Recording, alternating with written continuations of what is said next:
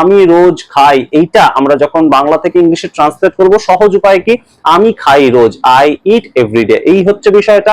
কিন্তু কেন সেটা করব, তার কারণ এইটাই, তার কারণ ইংলিশে যখন আমি সেন্টেন্স ফ্রেম করব সেটা কিন্তু আজকের যে কারণটা বলছি, আজকের যে নিয়মটা বলছি সেটাকে ফলো করে করতে হবে। এবং সেই জায়গায় আমি খাই রোজ কেন হয়ে যাচ্ছে, সেটা বাংলার ক্ষেত্রে এরকম কোনো নিয়ম নেই যে একদম সাবজেক্টের পরেই তার কাজ বসবে, কর্তার পরেই কর্তার যে ভার্ব সেটা বসবে, সেরকম নিয়ম নেই।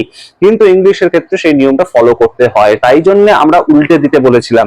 প্রাথমিকভাবে উল্টে দেওয়ার মানেটা আমরা বলিনি, কিন্তু আজকে সেই মানেটা কিন্তু একদম বলে দিলাম। সুতরাং আমি রোজ খাই, এটার ইংলিশ করতে গেলে আমি খাই রোজ, আই ইট এভরিডে। আমি রোজ পড়াই, এটা ইংলিশ করতে গেলে আই টিচ এভরিডে, মানে আমি পড়াই রোজ, পড়াইটা আগে হয়ে যাবে, কারণ পড়ানোটা আমার কাজ, এভরিডেটা আমার কাজ নয়। এভরিডে একটা প্রতিদিনের সময়ের কথা বলছি আমরা। সুতরাং বুঝতেই পারছো যে আগে কিন্তু সেন্টেন্স তৈরি করতে গেলে ইংলিশের ক্ষেত্রে সাবজেক্ট খুঁজে বের করতে হবে, কার সম্বন্ধে কথাটা বলছি সেটাকে খুঁজে বের করতে হবে, এবং তারপরে আমাদের ভার্বটা বসিয়ে দিতে হবে। ভার্ব বলতে সাবজেক্ট যে কাজটা করছে, সাবজেক্ট যে কাজটা প্রত্যেক দিন করে, সেই কথাটা আমরা বলতে চাইছি, সেটাকে একদম সাবজেক্টের পাশাপাশি বসিয়ে দিতে হবে।